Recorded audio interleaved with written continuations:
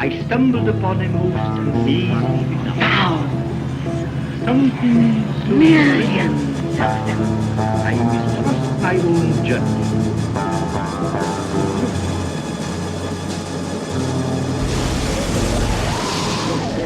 Vampires do exist. This one we fight, this one we face, take on many forms. Alright, so today I'm going to be teaching you guys how to catch spawning kokanee. Those are the ones that turn bright red, develop that big hook jaw. We call them vampire fish. And I'm going to show you the most simple way to break these fish down. Okay, a lot of people think they don't hit, but realistically they do. They'll strike at their own eggs. They'll strike at foreign eggs. The other bed's eggs will come over and they'll strike at those too. A lot of the time they'll strike at another kokanee. So with that in mind, what you want to use is red presentations and eggs. This is a simple little size 4 red hook, and I put 3 salmon eggs on there. It doesn't really matter the brand. I have 8-pound FluoroClear line right here. This is the cross between monofilament and fluorocarbon. It's a copolymer. Up to a little tiny barrel swivel and an 1/8 ounce egg weight right there. And I actually have 20-pound braid on. This is one of my bass rods, just one of my spinning rods here, going down to that. And the reason for this is they take quick strikes and they spit it back out. So you need to feel that bite immediately. And with a part fluorocarbon line like this, it has really good bite sensitivity, and it's partially weighted too. The fluorocarbon cuts water. The braid floats, so I can use it as a visual to see if I see a line jump and I don't feel it. I can still set my hook at that point before they spit it back out. But it's this little simple basic Carolina rig, little 1/8 ounce egg weight right there, little about 2.5 foot leader, size 4 red hook, and 3 salmon eggs. And that'll do the trick.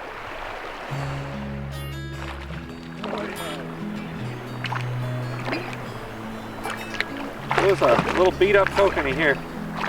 Here's a little male kokanee. You see that little hook jaw and the hump back on him.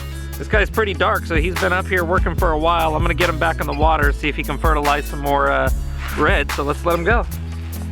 Now the best way to reassure that these fish go back to spawning after you release them is to really take your time during the fight, and if you can, unhook them under the water so they just swim right back over to what they were doing. If you're adamant about taking a picture of them like we were doing for the film here, when you take them out, use 2 hands and hold them loosely so you don't squeeze them. Here's a little male kokanee spraying out of JP's hand right here.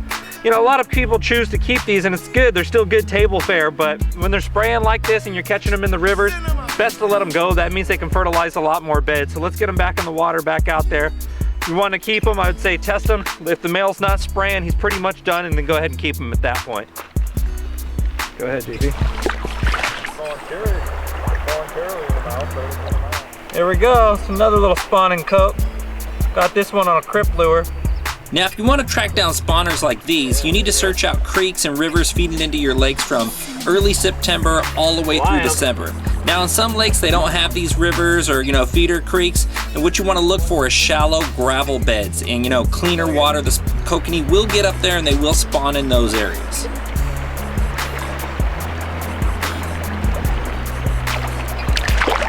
Alright, so what I did here was my salmon eggs kept getting picked off and bumped off on the bottom as I was drifting my bait along, bumping off the bottom. That's a female there. And so I switched to a little red plastic, just like that. And that pretty much does the same trick. It doesn't have any scent to it and it's not as natural, but it still does the trick.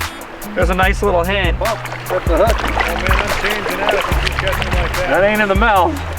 But it's a single hook, so, I mean, there's some slashing going on there. I'll try some of that, man. There we go. Nice. She ate that one. Yeah, there's one. In the chopper.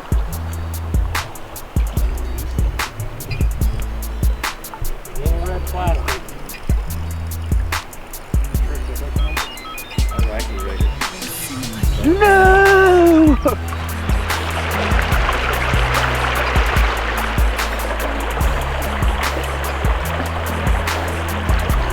That's a pretty good size one though. Woo.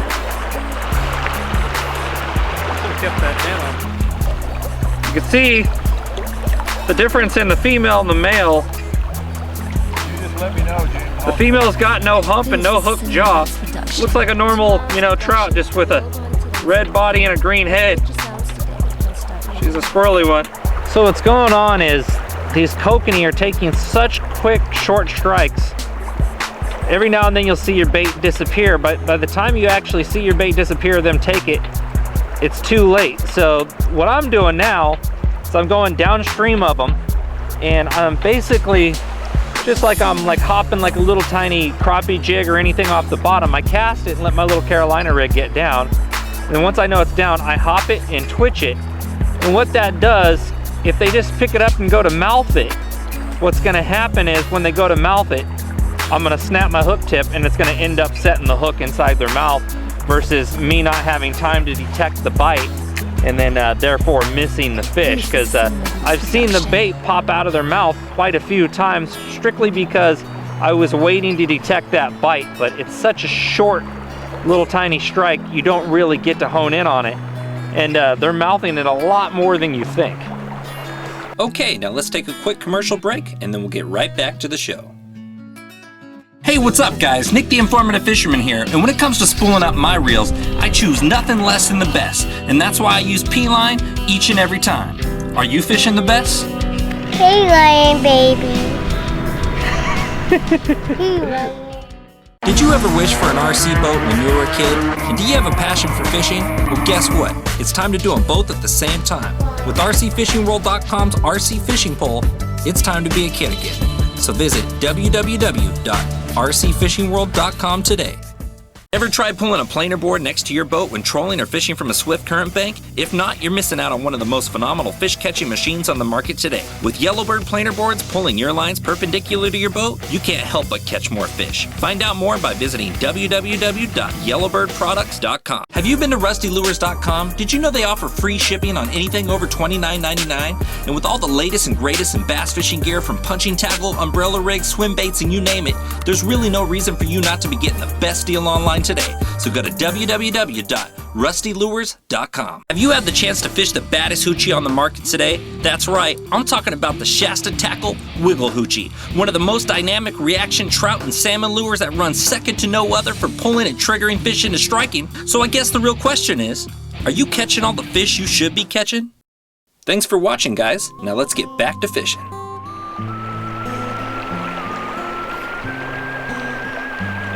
Pretty good size one here.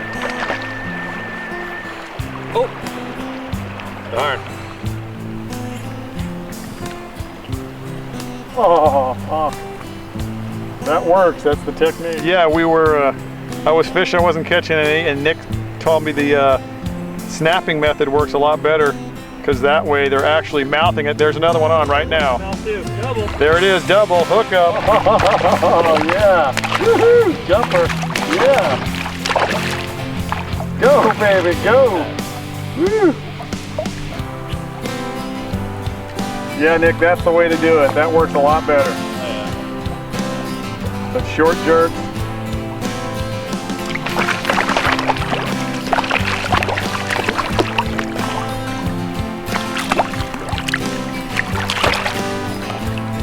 Right in the mouth.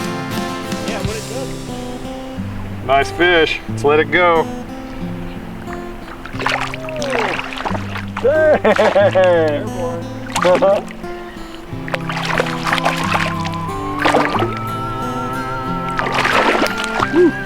Go, baby, go.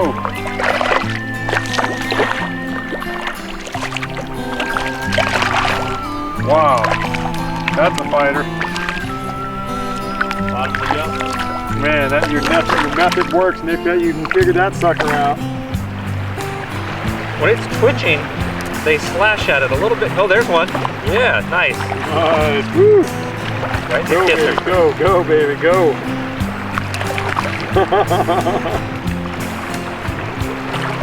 It's a nice female.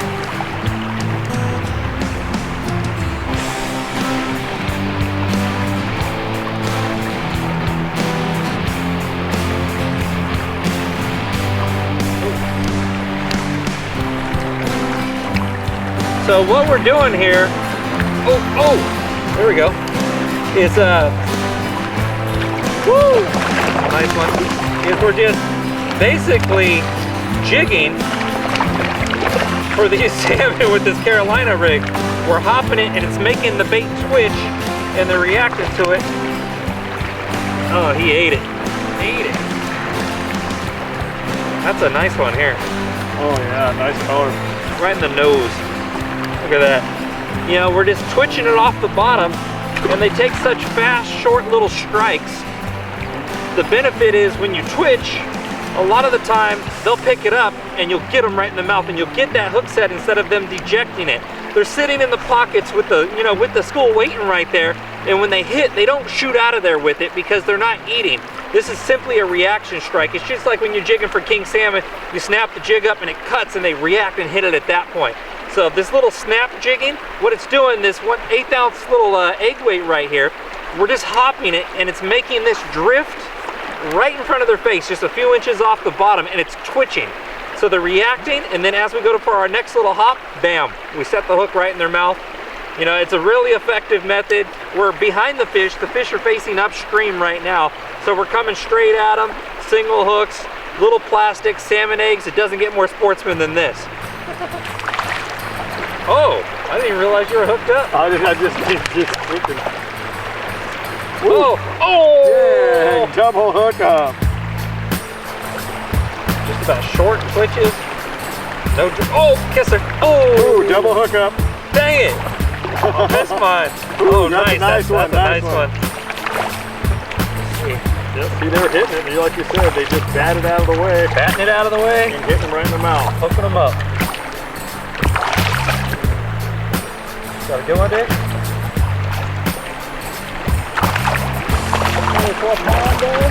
There we go. That's triples. Triples. That's triples. There we go. Dave, bring them over here. That's a nice one, man. Might fall off, man. He's only got a little bit. 3 kokanee, all 3 in the mouth. Tell me you can't get these fish to react to bait. This technique works. This is triples right here, folks. JP's got a nice male. We'll get a close-up on that. I got a female, and Dave's got another nice male. I'm gonna get mine off, and then we'll do the close-up over here for this fish and really show you guys what the male's all about. All right, now you see with the male, they have a much bigger hook nose and those big teeth. We refer to the kokanee at this time of year as vampire fish because they got those vampire teeth on them and the big hump back like that. So the big hook nose, sometimes it bends up, big old hook jaw like that, and the big hump in the back, that's your male. The female's got that regular taper to her head and no hump back. You see this guy's also spraying out right here. This is what he uses to fertilize the eggs right here. I'm sure we all know what that is, but you know, he's doing his business, he's still healthy, so let's do a nice soft release and let this guy get back out there and spray some beds. And we'll have some more spawning kokanee in a few years from now, and it'll be all due to good catch and release methods from being good to your kokanee. Fly on. Oh yeah, nice release.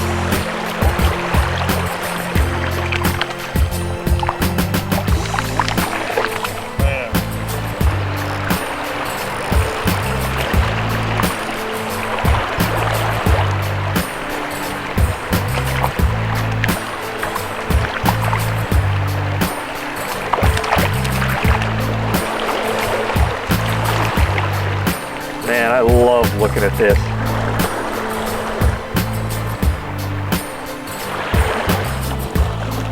Oh, I got him in the mouth. Wow, dude.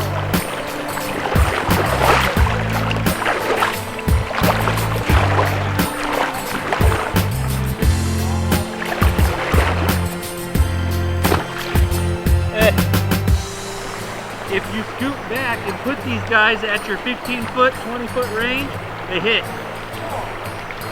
I stepped back intentionally, threw right through there and hit this dude. I seen him grab it.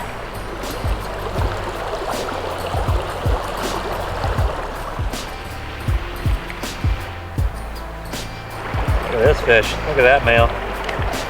Nice one, huh? Another nice red male. Green head. Let him go.